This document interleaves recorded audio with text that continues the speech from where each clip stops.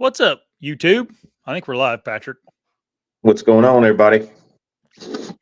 We are doing like a middle of the afternoon podcast today.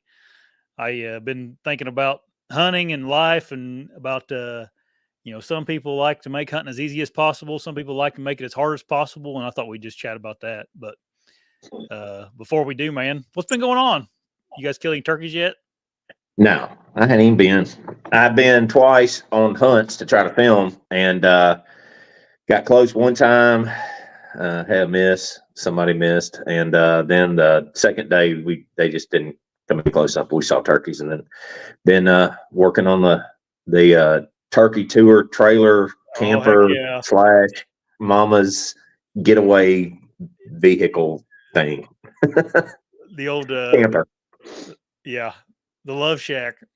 Yeah. That's what my great uncle used to call something he had in his house. Depends. If you and I are in it, it ain't no Love Shack. Right. It's just a hunting camper. Yeah. Only if Mama's in it. That's about it. Oh man. What exactly did you get there? Because I think last time you were on, which has been a while ago, you were talking about Sprinter vans or something. But well, when I went hunting out west last year, I started looking at everybody's got a Sprinter, 4-wheel drive Sprinter van out there, right? Yeah. So I was like, man, those are really cool. I stopped somebody and asked, hey, can I look inside of yours? I mean, it had everything in it that you need to really live off grid. So I started really getting fascinated with them. And when I came home from my trip, my wife and I started watching videos and watched a guy that's got a YouTube channel. It's really good if you guys are into that camping and overlanding and stuff. His name is Chad De La Rosa, and he is an old school YouTuber, and he's from 2011, and his name of his channel is Living the Van Life. And he has an awesome Sprinter van with all this 4-wheel drive stuff, like transfer case. And I mean, it's pretty awesome. But anyway, so we just kind of watched all these videos, people building them. I was like, Brandon, that'd be really cool if we did that together. If we built a van, it'd be quality time. And then when we're done, we could travel. So we started looking at it. It's expensive. We didn't have the money for it last year. So we rented one last fall and went out west and spent 10 days out west in a Sprinter van, they call it boondocking, where you just go into a national forest where no one else is at, set up camp. And so we did that, and we both really enjoyed it, and we just talked about it constantly. So we got back on the subject this year of watching, and we were trying to find something a little bit more on a price range, because those Sprinter vans are just a van now is $100,000. And if you buy a 4-wheel drive one, they're hard to come by. They're going to have a little bit of miles on them, and they're, $80,000, so they're a little older because they make the all-wheel drives now. So we just, we started looking at other options. I have a big, F-250 4-wheel drive truck, and we started looking at, I watched a video 2 or 3 months ago. I think it's one of the first turkey videos they put back up from the hunting public, and they had a Go Fast camper on the back, and I saw Aaron's using it, and it basically just the back pops up like this, and you have a tent above your bed. And I was like, well, that'd be perfect. I could take that and I'd have a place to sleep, but I could also use it when I'm working as a bed cover. Well, then that evolved into looking at campers that go in the back of your truck, and we finally settled on the one we bought, which is called a 4-wheel camper. They've been around since 1973. They're originally from Colorado. They're in California now. It's a pop-up style camper that is an all aluminum frame, wooden bottom.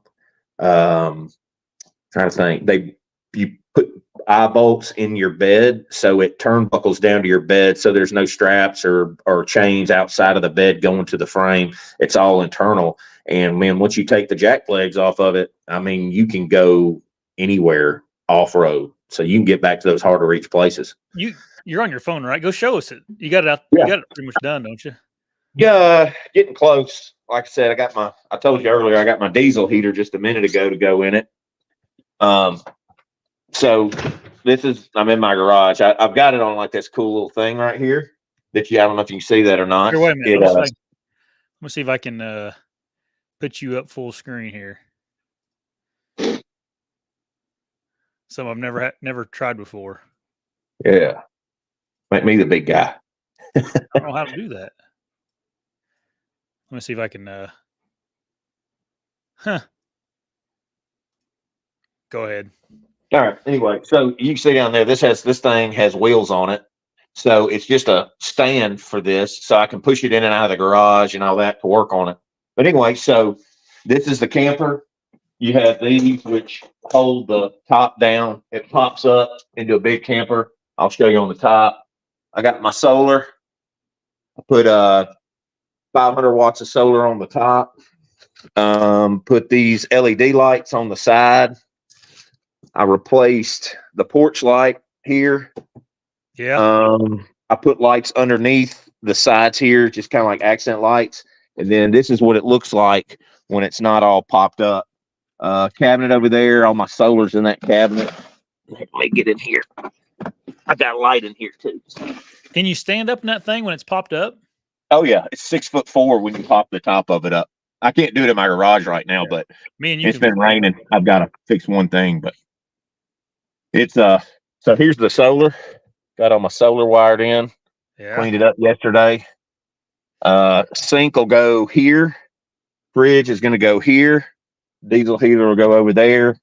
And then I just got to paint a little bit and find a comfortable mattress for the top. And we're going to get the couch reupholstered.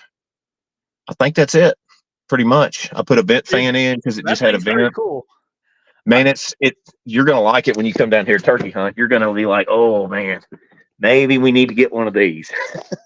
Well, could you fit a family of 4 in that sucker, though? You can fit your 2 kids and you and your wife in it easy. Okay. Because this part right here, this bed right here, yeah, that top rolls over. And so you get basically a full-size bed down here. Okay. So like if you and I were on a hunting trip or something and we took this out, you could sleep on the lower and I could sleep on the top. And I mean the bed, another thing too is you might not can see, but right there's that rail. That's the bed. That pulls forward. Here, I'll show you. So you see this rail right here? Yeah. Okay, so the bed, which is right here, this slides. See it? I don't know if you can see it moving up. That slides all the way out here. So it's a twin right now. It's a twin. It slides out to a king. Oh, dang. Yeah. So the bed's pretty big. If you slide it out and you want it big, you and John can sleep up there together then. Oh yeah, we can cuddle. We can cuddle. Yeah. Yeah. You can sleep. I mean, you could sleep 3 people in it, if you weren't, Right. but I mean, it's pretty cool. I'm gonna have storage in it. Did all my light stuff here. All these work. And I got this is Bluetooth, so I can tell you what the battery's doing, whether it's charging, how many amps it's pushing and all that. And I know nothing about any of this stuff before I took on this project, and I finished in about 2 weeks. So that's awesome. Yep. What do you think you got into that thing, if you don't mind me asking? Like, how much was the? So I bought the camper from an old man for $6,000. He asked me if I wanted the little roller thing, which I really wasn't going to do, but I'm really glad I did it now. I paid $500 for that, so $6,500 for the camper, and then I probably have $4,000 total in it just to build it the way that I've got it. The wood was really the expensive part. I put wood floors in it too. The wiring and the solar, well, I thought it was going to be expensive, but the solar, you could probably do solar in this thing. If you didn't want an inverter, you could do solar for probably about $1,200 to $1,400, depending on what size battery you get. You might could do it cheaper. The refrigerator's like $600. It's 12 volt. Diesel heater was like 120. It was cheap. It wasn't too much. So, I mean, you could get into one. And the thing is, the resale on these things is crazy.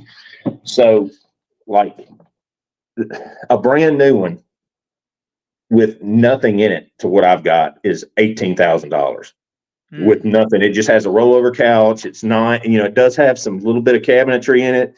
It might have a propane furnace in it, but yeah, for that price. But if you find one, and used ones are 15 and up usually. Really? So, I mean, I could probably make money selling that the way it is once I get it done, depending on how we're going to do butcher block countertops and make it nice. All that stuff. Yeah. See here, I'll show you one more thing. So I did this bathroom in my house and did the butcher block Yeah. Put the sink in, and then that's the same color that we're using in the camper. So it's gonna be pretty slick, dude.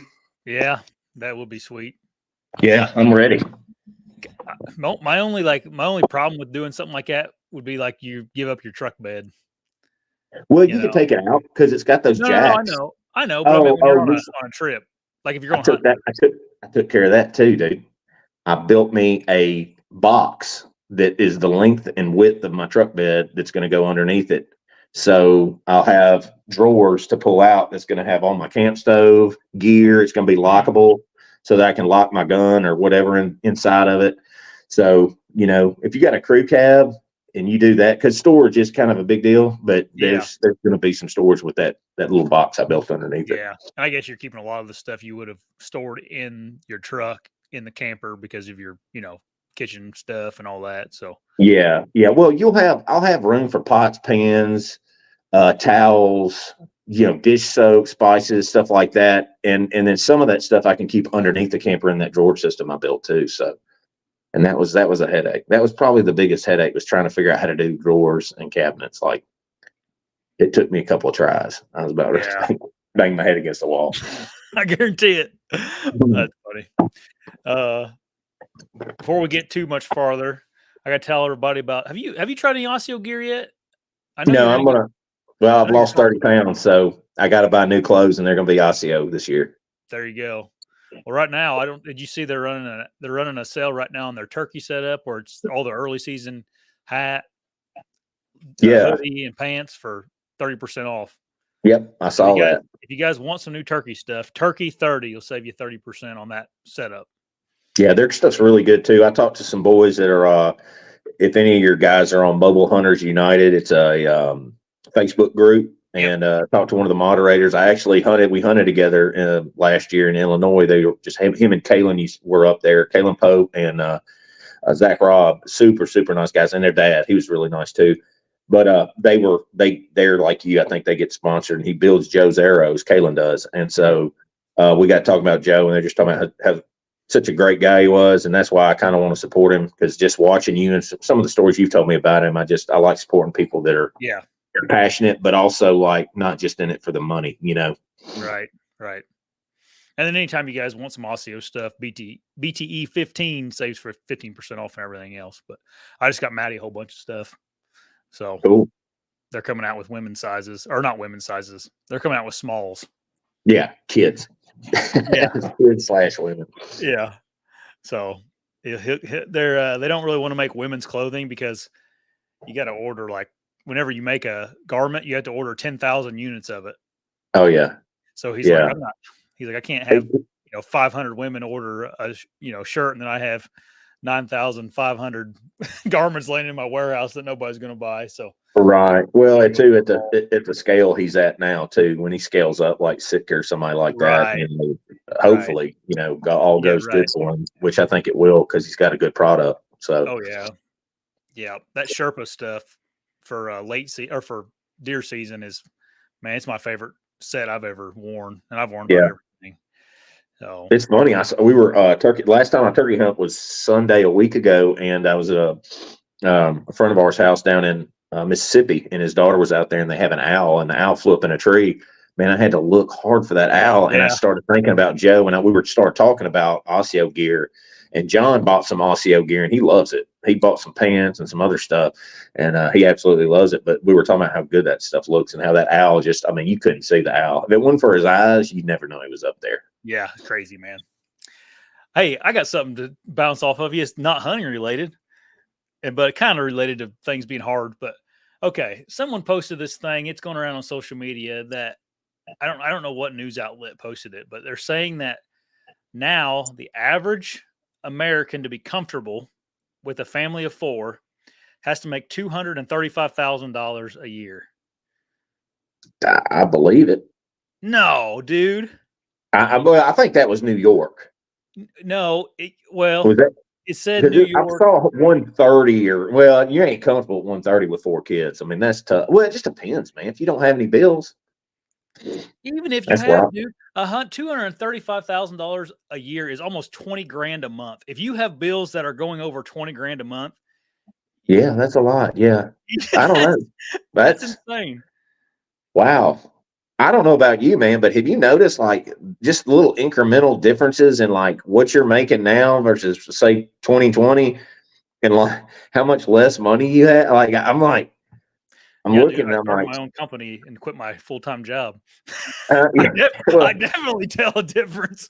yeah, well, yeah, but you're happy and that's more important Yeah, I sometimes. know. I'm just kidding around. That's what I told Um, Brandy the other night. We were talking. I was like, we buy all this crap, and the more money you make, the more crap you buy, and you stay the same. And you think yeah, like, man, I'm making more money, but I don't have all this money, and yeah, it's really, like a bottomless pit. it is. Yeah, and like I don't know, I got in some argument that wasn't really worth my time, but it was a good conversation online.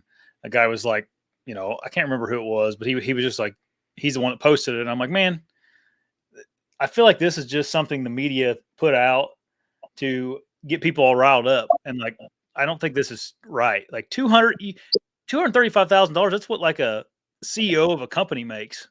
Yeah, yeah, I'm just that's like sounds a little extreme. I if would you think, if you have to have that much money to be comfortable, it's like you got your part. Like you need to start thinking about other things other than your money and yeah, the materialistic things. yeah, yeah. I think that's just being able to do everything you want to do and work enough to do it. It's like, how much do you want to work? Do you want to work so much that you never have time to enjoy life? Because it's like this, life is so short compared to what we're going to have after we leave here. Yeah. So it's like, do you want to sit here and work your life away? What is it like, working all day, overtime hours for bullshit pay, or do you want to go Yeah. and Right. like actually like enjoy life and find you some niche where you can make enough to live, reasonably and not have to worry about stuff, To Yeah. me, that's happiness. And I guess, I mean, if you live in the middle of New York City in an apartment and your rent's, $4,000 a month, I get that maybe, but like the average, I just can't imagine the average American needing that much. And what's the definition of being comfortable? I don't know. That can be, what's comfortable for me is different. From what's comfortable for the Right. Joneses next door. Yeah. Well, and they don't include the flyover states and stuff like that or the South. Yeah. Yeah. I think that's Well, like, oh, what's going on in New York and California, and that'll tell us what's the rest of the country because they're yeah, so that's true. different. That's You just like know. everything else. It's the minority that they're thinking of. Yeah. Yeah. Um, I'm not thinking everybody. but yeah, like whenever I was talking to the guy, I broke it down. I'm like, dude, that is $20,000 a month. It's a lot of money. I'm like, if you can't figure it out with that much money, you ain't figuring it out, man. No, that's a lot of money. You know, Man, I'd and love to have that kind of money every month. yeah, well, yeah, dude, I could retire.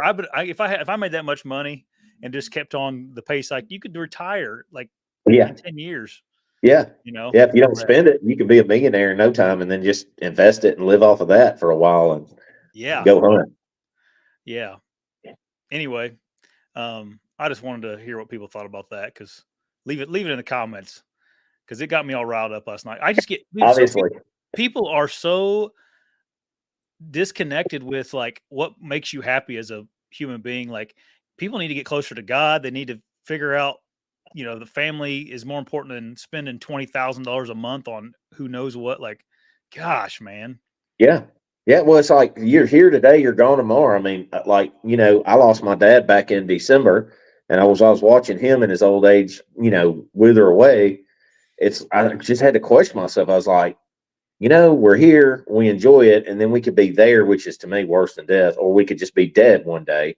Yeah. And what have you done? Like, it might not, it probably won't matter once you die anyway, but I mean, man, we're only as good as the love we have with the people we have and the experiences we have and memories. And like memories are what makes us who we are and what makes us happy, right? So we should create happy memories instead of sitting here worrying like, oh, I got to work enough so I can pay my truck note, but I had to buy this $100,000 truck, or I have to live in a $500,000 $1 million house, or I've got to make this much money and put back for when I retire. Like all that's good, but you might not be here because tomorrow's not promised. Our society, exactly. But our society is so focused on the individual now. It's like, and that's like helping others and doing like that's why there's so much anxiety. There's so much depression. It's like all you think about is how things are going, what's going to happen to you, and it's like, Mhm. and I used to struggle with anxiety. And whenever I figured out like, man, the reason I'm getting anxious is because all I'm thinking about is what others think of me, uh, or like what's going to happen to me. It's like, quit focusing on yourself and think about like, how can I help, your neighbor or Yeah. someone at your church or your kids. And like once your focus is off of yourself, it seems to, those worries and stuff go away. Yeah. Yeah. Um, Just living, what the Bible verse, what is it? Don't worry about tomorrow because today's got enough problems of its own. yeah. And like, I mean, you should, be smart, but just enjoy the fact that you're alive today. That's what I Yeah. say. Yeah. But Um, it's tough. And it's like, and I know all this, or because I struggle with this, right? Like, yeah, it's not like I'm yeah, telling you I'm perfect by any means, but man, that's just that whenever that came on social media and got passed around, I'm like, you guys think this is like, you think this is our problem that we got to make $235,000 now to live comfortably? It's like, no, man, that ain't the problem. yeah, You yeah. know, I don't Well, know. if anything, that was a mistake, a miscalculation politically. If that's what it was done for, because man, I don't think most people in America are having, are anywhere near comfortable if that's what comfort is right No now. kidding. You know, No, no things have kidding. gotten tough, food and Yeah, everything else. I don't know. It got me thinking last night a whole bunch. I was actually laying in bed with Huck, and he puts his covers over his head when he's sleeping or when he's Uh-huh. trying to sleep. So I was just laying there thumbing through Facebook, and that comes up. That came up, and I was like, "What the heck?" Then so I had like 10, 15 minutes to lay there and dwindle on it. Yeah. Um, I don't know. It's crazy times we're living in, man. Like people are so gullible anymore, and it's like, how many people I like get messages from, or just people in my life that like, did you see this on Facebook? And I'm like, dude, that ain't what's happening right now. Yeah. Yeah. It's This, weird. my favorite Bible verse is 1 John chapter 2, 15 through 18. If a man loves the world, the love of the Father is not in him. And the end of the verse is, what does it say? The world passes away, but those who do the will of God will live forever. Yeah, Right. So, like the world, like if you're living for this world and worrying about these problems in the world, you're already not got your head right. Like you yeah, shouldn't worry, like politically, I used to worry. God, I used to get on Facebook, when Trump was in office and try to defend him and, get political with people who didn't see things my way. Man, when I started really getting into my Bible and stuff, I don't care. That none of that matters. It's no, dude, already and determined. this will What make can I people do about it? mad. It'll make people mad, and it's going to make the people that are thinking just are I don't know, gullible is the right word, but like, man, Trump going in office is not going to solve your freaking problems, man. He's not your savior. No, Like no, no. nothing. Like he's a politician. I mean, just as Yeah, much as we don't want to think he is like he is, man. Remember yeah, when COVID came around? Man, we're probably gonna get kicked off YouTube for this, but like, dude, yeah, he was right there, like, oh, I'm getting this vaccine out as fast as. I mean, he did the same stuff. Nobody talks about yeah, that. And like, I yeah, think he's our best option at the moment for president.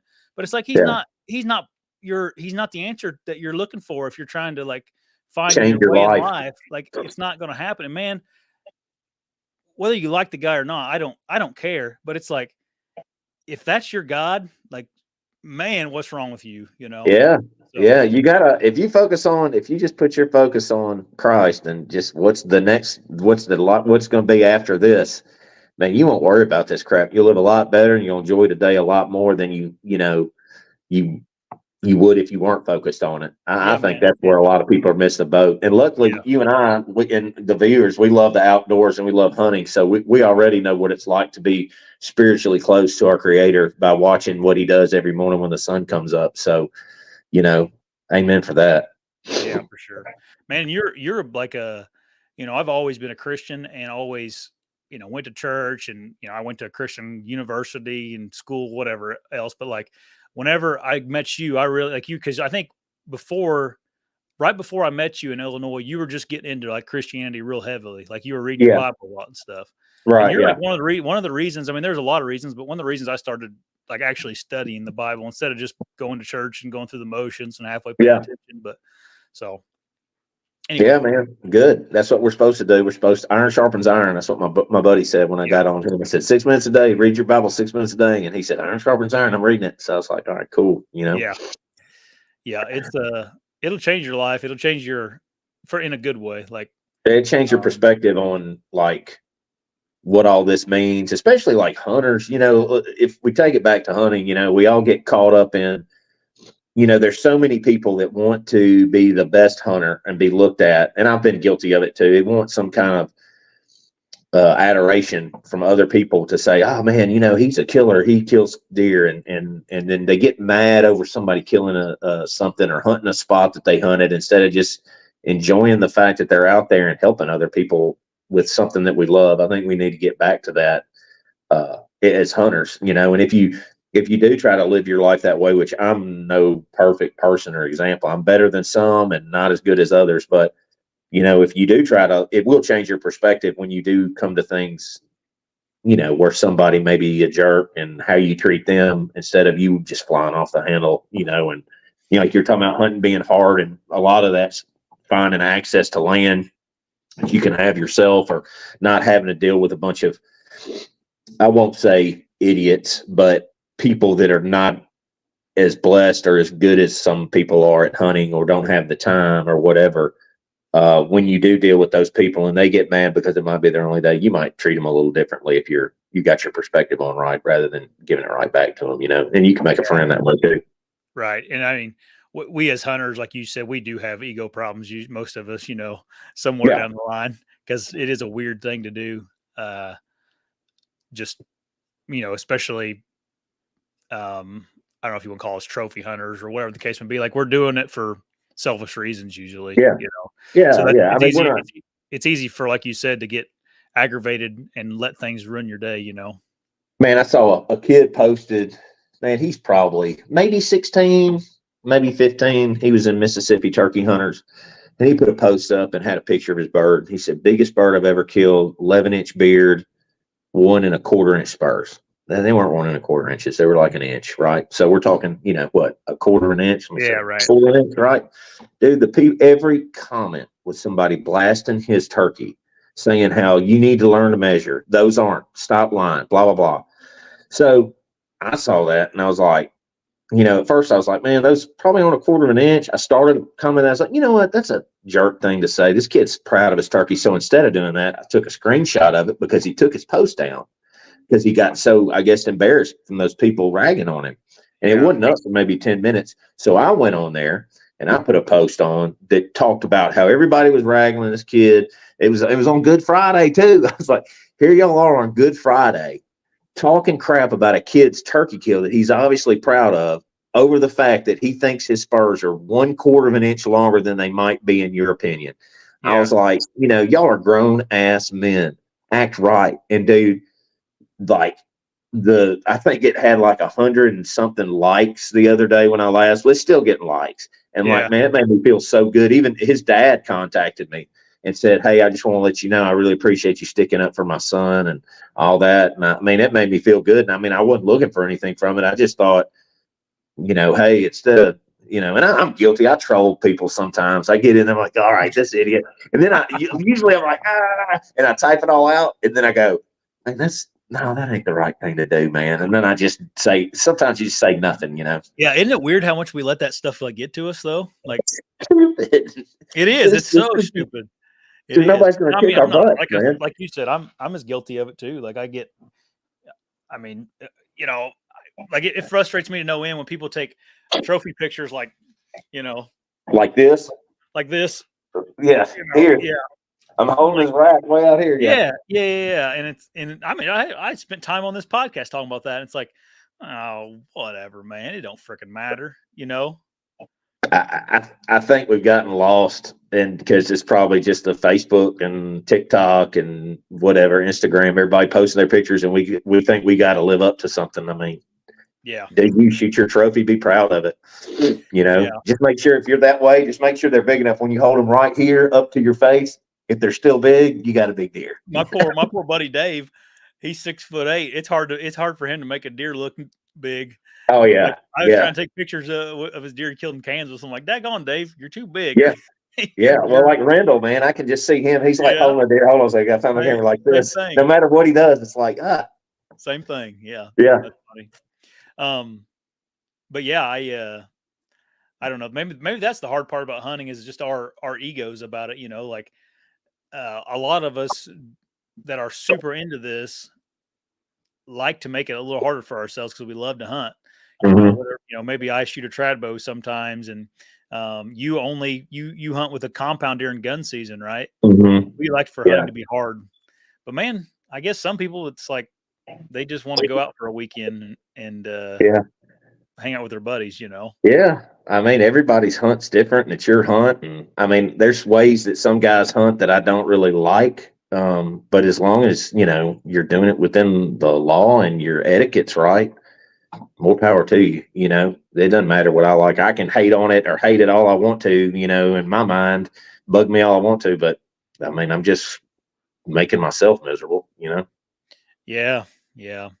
I mean, like you said, I think there's some moral things that people have to go get into, and I guess the scary part for me, or the part that I worry about with the hunting, and there's no way of really knowing if this is going on or not, but like, I hope politics don't creep into it too much.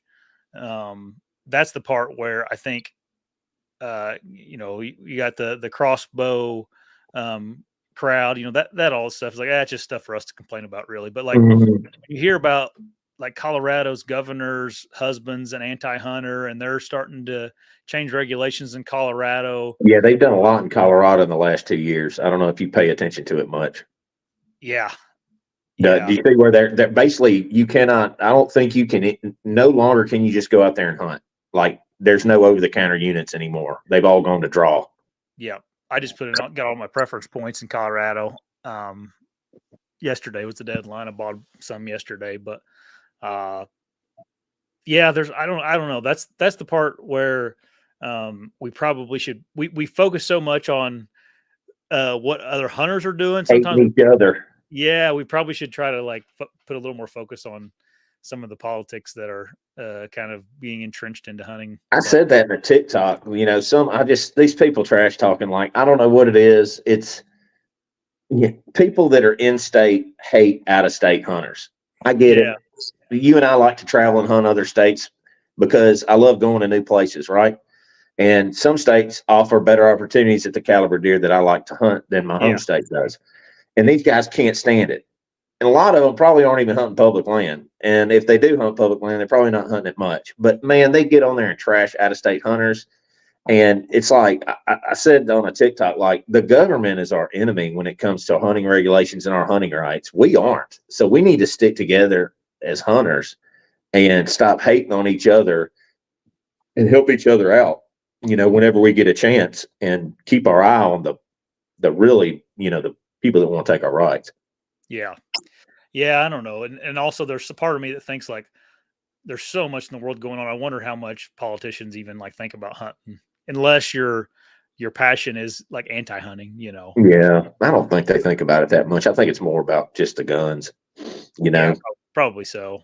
And that's a whole conversation. They're trying to find more CWD in their area so they can get government funding for right. CWD management like Tennessee. Yeah. So, I don't know.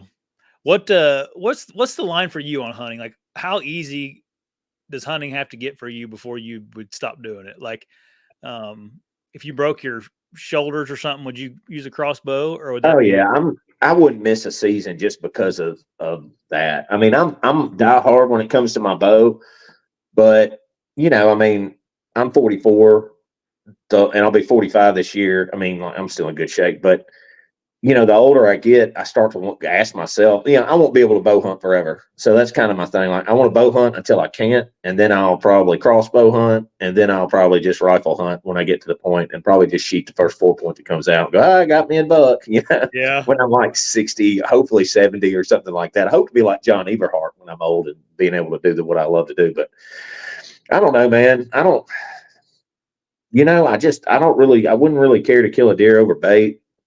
I wouldn't really care to kill deer, in a high fence. I'm not going to say I wouldn't go just for fun to see those giant deer, but I just don't think the adrenaline, I've told you stories when I had my place inside the city limits where I killed a lot of my big deer at. It got to where it wasn't fun anymore because it just, you're not supposed to kill deer like that easy every year. That's why, I stopped hunting that way 3 years ago. I did kill one on my club, which you've been there. It's high pressure that same year. But it's been 2 years since I've shot, 3 years since I shot a buck. So 2020 was the last time I shot a buck.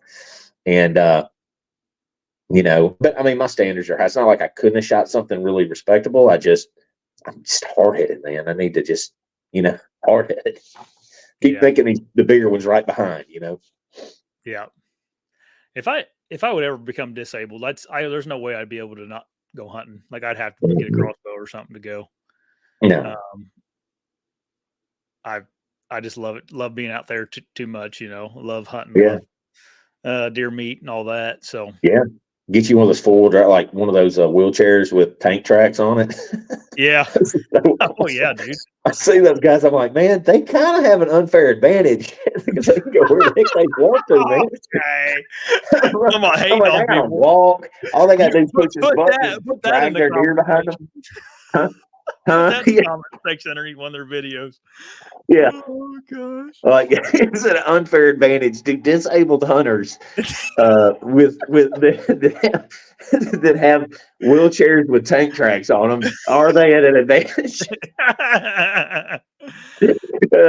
More power to them, man. I love those guys. I think it's awesome they get to go and people take them. So I'm just kind of cutting a joke, Hopefully that's political correctness and hit that crowd.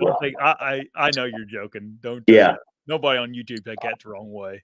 Yeah. That's funny. Dude, I met at some of these shows. I've met a couple of people that are disabled hunters, and dude, I think they're as passionate as anybody. I think it's cool that they do all they can to keep going. Yeah, and they have a lot of good people out there. Like you're talking about giving to people and helping your neighbor, man. There's a lot of people who go help those vets and people that are disabled just to, I think that's awesome. Yeah. And kids, like we got to get kids in the woods, like big time. Cause I keep seeing this stuff that, hunters, and I don't know if you think so too, but that the hunter numbers are down, like license sales and stuff like that are down.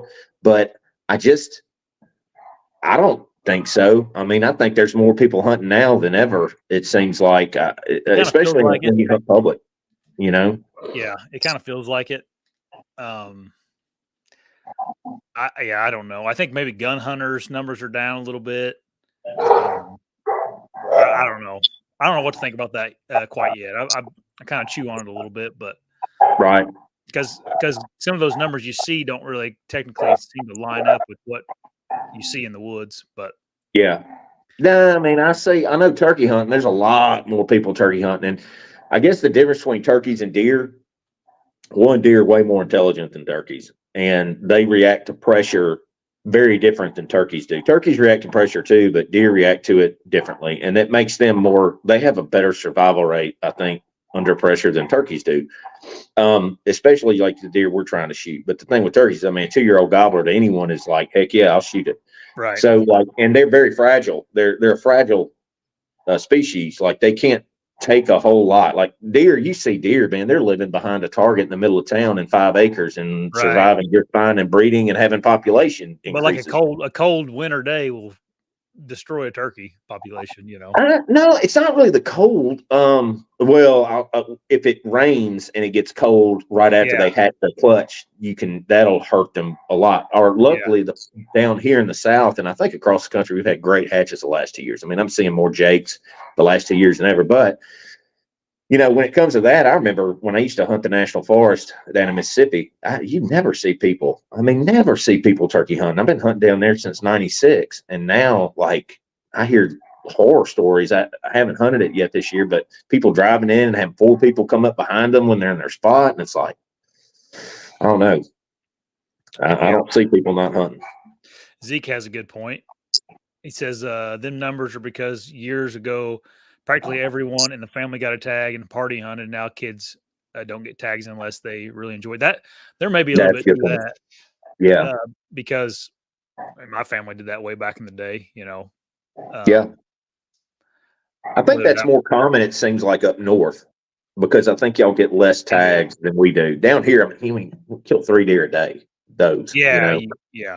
And you're just so here we get so many. You don't have to buy actually tags.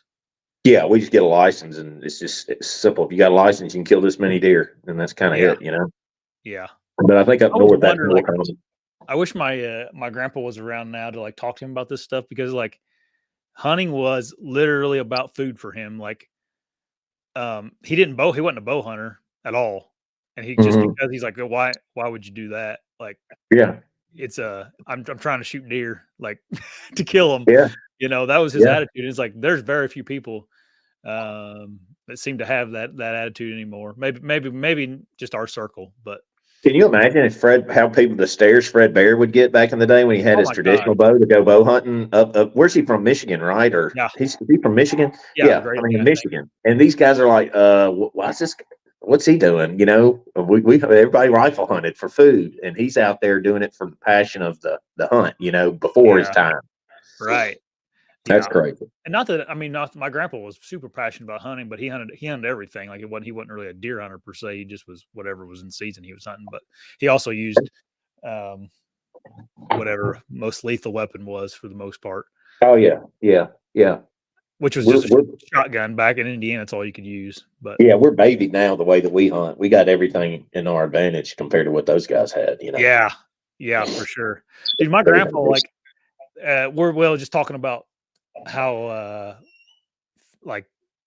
our societies, our spending habits are so much different than that generation. My grandpa was 95 now or whatever, but dude, he had 2 guns. That's all he had. He had a 22 rifle that didn't work. It didn't shoot. And then he had a 20 gauge Remington 1100, and that's all he had. That's all he needed. Yeah. And it's crazy. People were happier back then too. Oh yeah. He had 1 pair of bibs, camouflage insulated bibs, and then a jacket. That's it. Yeah, and here we are talking about ASIO gear. You want ASIO? Or are you a Sitka guy? Are you a First Light? I mean, what are you wearing? Oh my gosh, yeah. Those guys would laugh us out of the parking lot. Yeah, for a guy like my grandma talks about, to my wife, she'll be like, Maddie, if you think Josh hunts a lot, you should have been married to her grandpa or his grandpa. He coon hunted, he rabbit hunted, he squirrel hunted, he deer hunted. He was going all the time, Yeah. And then I get to thinking about the gear, because I was around, the gear he had was he didn't have nothing, man. No, freezing their butts off. They had to carry a gun because they'd freeze to death if they sat in the That's true. That's true. Yeah. I remember when I was little, we got into the sprays, the hunter specialty, scent away spray. Yeah. And he drove to a hunting spot with me and my dad, and he got out, and me and dad were spraying down, and he looked at it, and he was kind of interested in it. Of course, he didn't watch TV, especially hunting TV.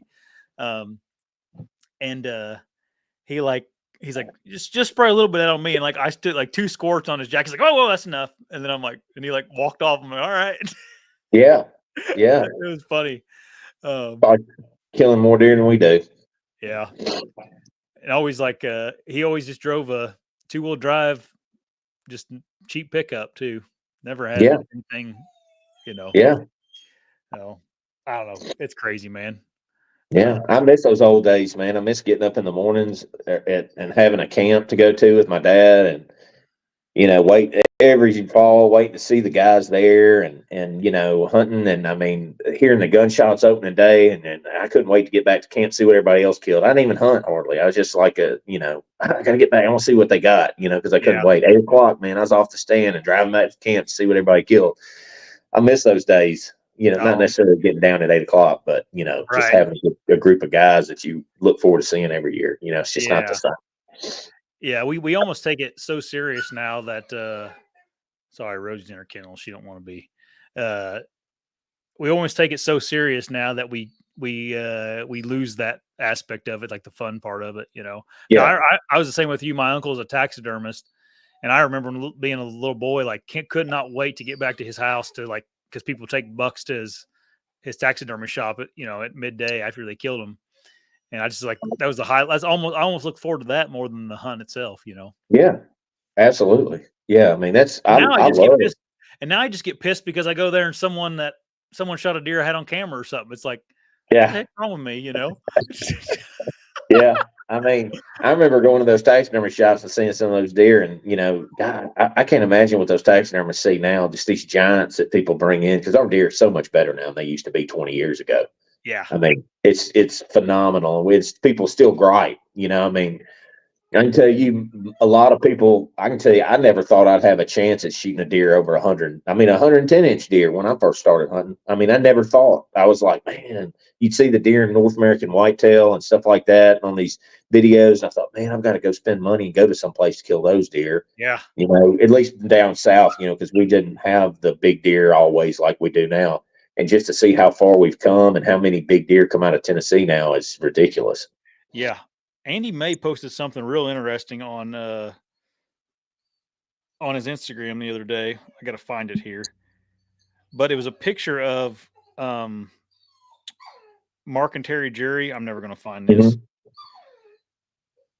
but it was like the cover of their magazine or of one of their um, DVDs, and Hmm. they had like a 140-inch buck on the Yeah. cover. And the Yeah. label was like, I don't remember whatever label, like some giant whitetail, and he was like making a point like this was a giant, like the 140-inch deer that you get bashed for on uh, Facebook now was a Yeah. giant not that long ago. Yeah. Let me close this door so she'll stop whining. Oh, it's Keep all going. right.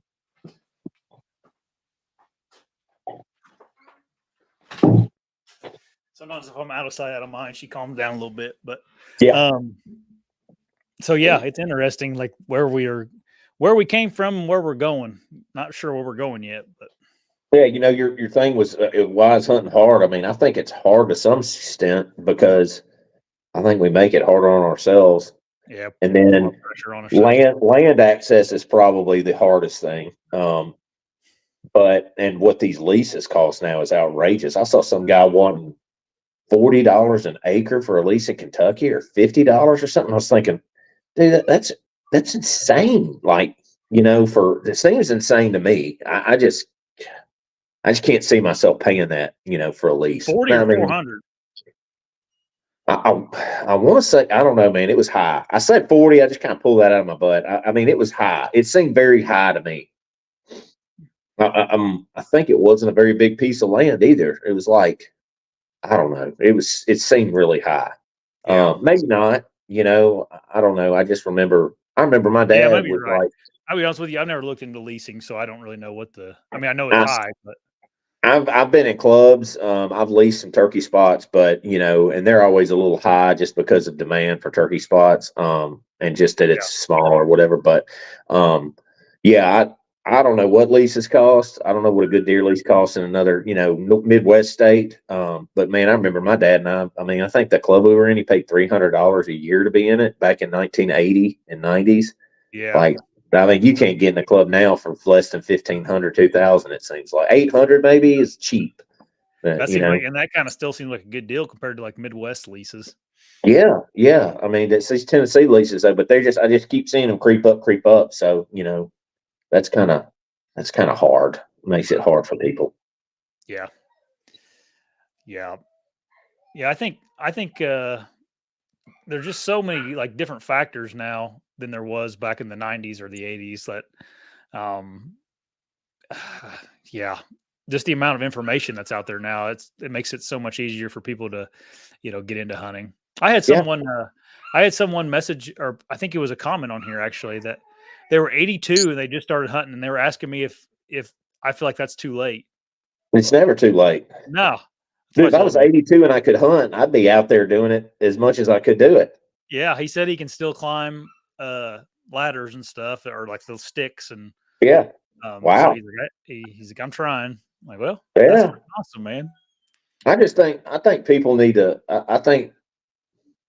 I mean, if you can get out there and hunt, I would all day long. It's never too late. I mean, we need more hunters. It's just we need more mentors for hunters too, so you can teach them the right way.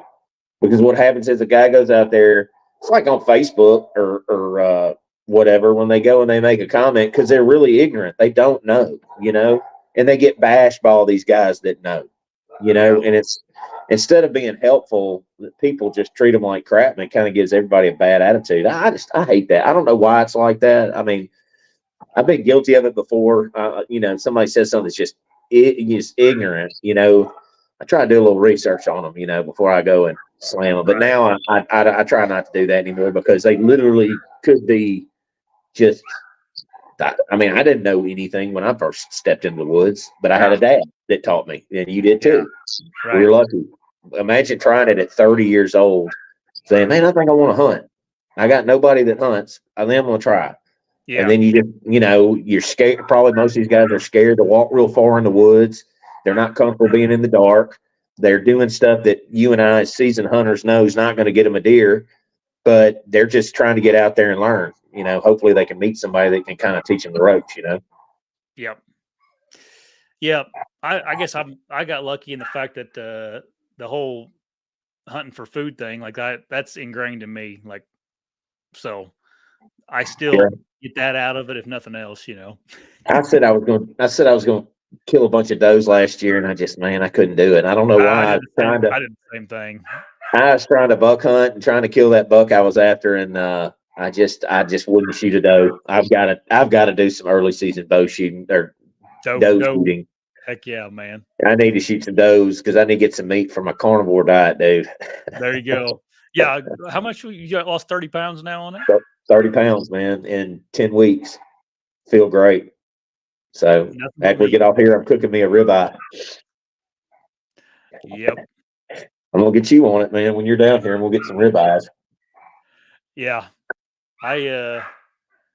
I've been thinking about it. It's hard with a family to get on a specific diet sometimes like that. Like, it's good. We always eat healthy, but to get on a all meat diet, my wife's not going to go for that. So I'd have to do it separately, kind of thing. Yeah, you eat meat every meal, right? Just eat a little more meat with fat in it, and let them eat their vegetables if they want to eat vegetables. Yeah. Dude, do y'all do y'all do a garden at your house, or do y'all? Okay, yeah. Those vegetables at the store are so bad. Yeah. Yeah. All right, man. I gotta go let Rosie out. So let's get off here. All right. Have fun. Everybody, thanks for hopping on. Before you go, don't forget Exodus right now has a deal going on with their new Lift 4K camera, and BTE 4K said you 50% on that. And then as always, guys, this show couldn't be possible without these sponsors. So Lou at Stealth Outdoors, he's the first guy ever to want to support the show that we all get on here and chit chat about. So go over to stealthoutdoors.com and get you some stealth strips. I think they got a cool new jacket out too. They made like a flannel jacket for hunting. All right, man. They make a good product. And also Southern Rose Lawn Care. Native South. Native South. Native South. My YouTube channel here we go. There you go. Native. No E. There you go. Shameless plug. I'll post some stuff. I linked the Native South in the description. Yeah. I did not link if you need your yard mowed and you're in the Memphis, Tennessee general area. Ooh, not Memphis. Around Memphis. Around Memphis. Yeah, we'll do it there. The suburb of Memphis. And we'll put some kills up for turkey season before too long. Yeah. Heck, in a couple of weeks, I'll be down there hunting with you. So. Yeah, we'll have that. Yep. Can't wait. All right. All right, buddy. We're Go gonna let get John Rosie on. out. We'll see you. We got to get John on the show. Yeah, we will. We'll do it when you're in town. Yeah. It'll Subscribe be before you fun. leave, everybody. See ya. See ya.